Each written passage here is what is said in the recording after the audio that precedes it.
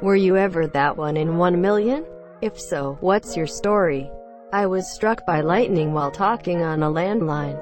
This was in the early 90s. Lightning struck the telephone line and traveled through the handset to my ear. My parents drove me to the ER. I couldn't talk very well. My brain knew what I wanted to say, but my mouth didn't want to say it. I had a terrible stutter. My doctor told me that I had had a dose of good old-fashioned electroshock therapy. My speech was normal the next day, but I get a terrible headache whenever a thunderstorm comes through. Edit. Auto Cucumber Edit 2. Thank you for the gold. Greater than I get a terrible headache whenever a thunderstorm comes through. That's just your brain shouting, stay away from the fucking phone. You, Orionova 89. I slept wrong one night and pinched a nerve in my neck so severely I lost the right side of my body. It just went silent like it wasn't there for months. I woke up in the worst pain I've ever experienced and couldn't talk, move or do anything. The ER doctor thought I was having a stroke. My doctor had never seen a case as severe as mine and it was purely a freak accident. Recovery took months but I have use of my leg and hand again, with some numbness. Other than pain and spasms I'm mostly back to normal. I hate reading stuff like this. If you're not safe lying asleep on a mattress, where are you safe? Not sure if this is a blessing or a curse, but I'm an extremely tall human. 7'3". Yes, really. Not sure how rare that is. 1 in 1.6 million of being over 7 feet tall. 1 in 2 of being asked, how's the weather up there? The appropriate response is, it's great. How do my balls smell down there? Quote. Edit. Thanks for the silvers. Also, many of you might want to check out our spit fetish, NSFW, with some of these suggestions: kissing face with closed eyes, sweat droplets. Don't you mean, do you play basketball? You're tall, do you play basketball? You're short, do you play mini golf? It's like you can never win. I have completely unexplained hearing loss in my left ear. I had a cyst in it when I was 6, and the surgery to remove it and fix the ear was successful. When I was about 12, I woke up one morning with a killer headache and ear ringing. And after 3 days it went away and so did my hearing. Doctors did multiple examinations and an MRI and they said it should be totally functional. It just isn't. 1 in a million case. Edit. Word of warning to new Redditors. Don't comment on a post before bed. I woke up and now I know what "rip my inbox" means. Edit 2. Thanks you, Blairgs, for my first gold. For my 7th birthday we went to Disneyland. They just happened to be having a car a day giveaway when we were there. For my 7th birthday, Mickey Mouse gave me a Pontiac Firebird. I have a very rare skin disease that only 1 in a million people get. I've been told that I'll probably never meet another person in my lifetime with it. Asterisk Haley disease for those interested. Asterisk. Edit. For those asking. 1. I was diagnosed by a team of dermatologists. They had to take a biopsy of one of my many outbreaks. A picture of that particularly horrible rash is currently in a medical journal. Or so I've been told. 2. Yes, it is a very painful disease. 3. Yes, I get steroid injections for it. I also get Botox injections to control sweating and prevent some of my outbreaks. 4. No, I don't know if you have this disease. You have to get a biopsy. 5. Yes, it's inherited. My mother was a carrier, and I've been told my grandmother had the disease for more than half her life. So rare they named it twice. Edit. According to approximately 624 other Redditors, Manhattan is the other name. For the interested, the Haley disease was discovered by the brothers Hugh Edward Haley and William Howard Haley. That's why it's named twice. I once guessed a 6-digit random combination on the first try. It was the only try I planned to give, as a kind of scratch pad whatever moment. Literally 1 in a million. I was in 2 separate car crashes in 2 separate cars in less than 45 minutes apart. Also, go you, Shark Boy. Edit. I wasn't the driver for either crash. First car was hit from the side. Friend came and picked us up. Car lost traction and we slid off the road and hit a pole. Neither was that bad, just poor timing. I was 2, if you count the ambulance. Someone pulled out in front of me and I hit them because I had no time to brake. Had some bad back pain, so an ambulance took me to the hospital. On the way there, someone pulled out in front of them. What kind of fuckwit pulls out on an ambulance? These days people tend to treat emergency vehicles like any other car. I once saw a car refuse to pull over to let an ambulance pass. He changed his mind when some of the other drivers started to get out of their car and head for him, yelling things like, "What if that was your kid dying because some douche didn't want to move?" Diagnosed with an extremely rare liver disease, primary hyperoxaluria. Some 300 people in the United States currently have it. Basically pass a lot of kidney stones and need a double transplant to fix. Edit.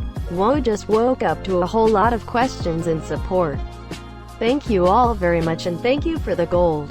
Edit. 2 golds? Nice. Also, I should have been more clear. When I say double transplant, I meant kidney plus liver transplant. Edit. Sorry for another edit, but I really just wanted to thank every single person who replied to my answer. So many times I lose myself in my own mind and feel alone in the fact that I received support from strangers helps me so much. Some people even offered to donate. Wow. Just wow. It's hard to express over text, but I will forever remember this. Also, I wanted to say to check up on the people around you. I may look like a normal person. I don't have tubes running from my body. My head may not be bald, but I still suffer mentally. And you know, kidney stones, haha. Just check up on your friends and family and make sure they are doing okay. Thank you everyone. I'm on the donor registry. I hope you find your match soon. Less than 3. Very wholesome. You, eyes and tit pics. Perhaps the most generous person alive. I was so freakishly allergic to ant and bee venom as a child that a single sting from a single little common black ant put me into anaphylactic shock. When my allergist was preparing to start immunotherapy for me, he found that the in-office lab equipment wasn't sensitive enough to measure the infinitesimally small amount of allergen with which to start my titration. So he had to send a sample of my blood to Johns Hopkins so that their lab could determine how much to give me. I did immunotherapy for several years to reach an immune response level at which it would be safe for me to basically exist in a non-frozen climate. Good news, though. I'm good now. I've had a few run-ins with ants and wasps since my immunotherapy and my body didn't freak out and shut down. And research indicates that if it hasn't done it after this long, I'm probably safe for, maybe forever. I don't have EPI pens and I'm not overly afraid of ants or bees. Edit. Wooa. Overnight response. Thanks for the silver. To answer a few questions. I live in Florida. I'm not outdoorsy, but stinging things are everywhere. It is, in fact, the Australia of North America. No, my parents would not move me to the frozen tundra to be a nomadic reindeer herder at my behest. Little black ants do, in fact, sting.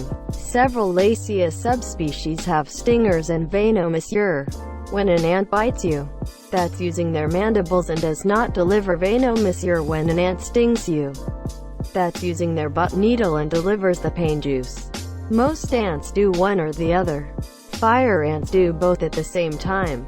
I did some research a while back and found an academic paper that indicated that if I haven't had a reaction after this many years, the likelihood that I ever would again is vanishingly rare.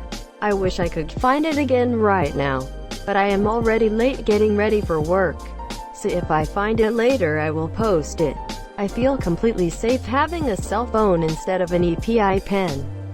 Rad. Glad you're doing alright. Science is the shit. I've got the middle toes on both feet webbed. So did Stalin. Quack.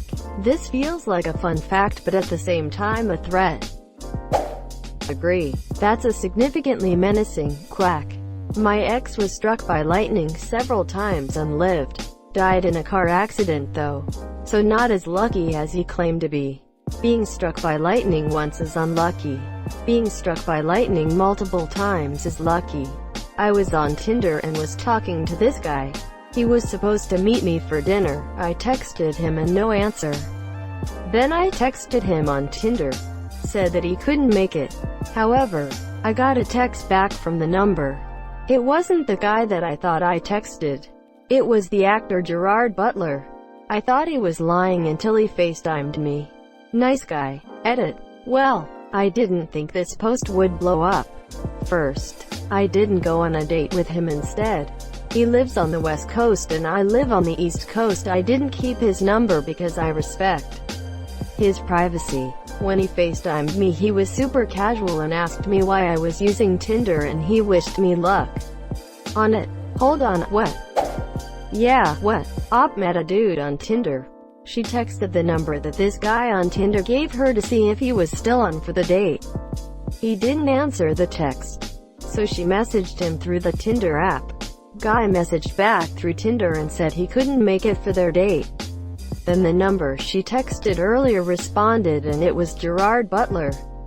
My guess is dude on Tinder either gave her a random phone number or typed his own cell incorrectly on accident and it happened to be Gerard Butler's cell.